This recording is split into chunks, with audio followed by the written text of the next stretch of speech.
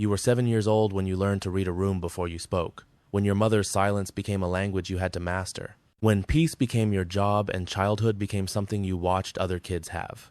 You didn't grow up too fast by choice. You were forced into a psychological role that shouldn't exist.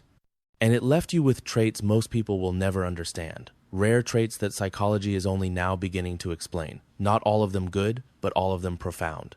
So, if you were the child who became the adult before you were ready, this is what that experience carved into your psychology. If this already feels familiar, subscribe and drop a comment. You're not alone in this. Now back to the video. Psychology has a name for what happened to you: parentification. It's when a child becomes the emotional caregiver for adults who should have been caring for them. And when this happens during critical developmental years, it doesn't just hurt, it fundamentally rewires how your brain processes safety, love, and your own worth. But here's what most people miss. That rewiring created traits in you that are genuinely rare. Let's talk about what you became. First, you developed what psychologists call hypervigilant empathy. You can read people with terrifying accuracy. You walk into a room and within seconds, you know who's upset, who's lying, who needs managing. It's not a superpower you asked for. It's a survival skill you had no choice but to master. Most people rely on words. You learn to read microexpressions, tone shifts, the space between sentences.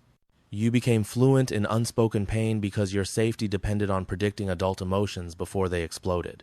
And yes, this makes you an incredible friend, partner, therapist, but it also means you're exhausted because you can't turn it off. You're scanning threats that aren't there anymore. You're managing emotions that aren't your responsibility. Your nervous system never learned the difference between empathy and survival. Second trait, you're hyper-independent, but not in the way people think. You don't ask for help because somewhere deep in your psychology, you learn that needing someone is dangerous. That vulnerability equals abandonment. When you were the child holding your family together, asking for support wasn't an option, so you built walls so high that even you can't see over them anymore. You became the person everyone leans on, but you lean on no one.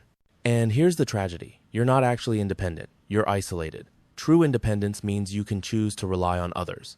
You don't have that choice because your childhood taught you that adults aren't safe, that support is conditional, that you're on your own. Psychology calls this avoidant attachment dressed as strength, and the world celebrates it. Look how strong you are. Look how you never need anything. But strength without softness isn't strength. It's armor that's fused to your skin. Third, you carry what I call borrowed maturity. You were told you were wise beyond your years, so mature, so responsible. But that maturity wasn't earned through natural development. It was stolen from the childhood you should have had. You learned to speak like an adult, think like an adult, comfort like an adult. But underneath that performance, there's still a child who never got to play, to be reckless, to make mistakes without the weight of the world on their shoulders. And now, as an adult, there's this strange disconnect. You can handle massive responsibilities, complex emotional situations, professional pressure, but small joys feel foreign. Playfulness feels performative. Rest feels wrong, because your nervous system only knows one mode: on. Psychologists recognize this as developmental foreclosure. You skip stages you needed, and you can't go back, but you can grieve what was taken. And in that grief, you start to reclaim the parts of yourself you abandoned.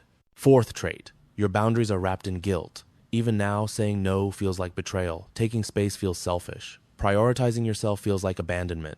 Because when you were a child, your boundaries were consistently violated. Your needs were inconvenient. Your feelings were too much. So you learn to shrink, to accommodate, to make yourself small enough that maybe, just maybe, you'd be worth keeping. This creates what psychology calls boundary confusion.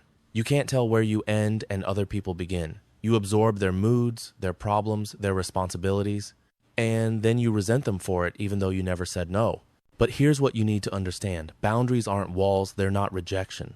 They're the sacred space where you finally get to exist without performing, without fixing, without disappearing. And learning to hold them without guilt is one of the hardest things you'll ever do, but it's how you stop living in survival mode. And finally, the rarest trait of all, you carry what some call the witness wound. You see things other people miss. Patterns, pain, potential. You understand human psychology on a level that can't be taught because you lived it. You survived it. You know what it looks like when someone's pretending to be fine. You know the sound of a cry for help that no one else hears. You became a translator of human suffering because you had to translate your own just to survive. This makes you powerful, deeply, quietly powerful, but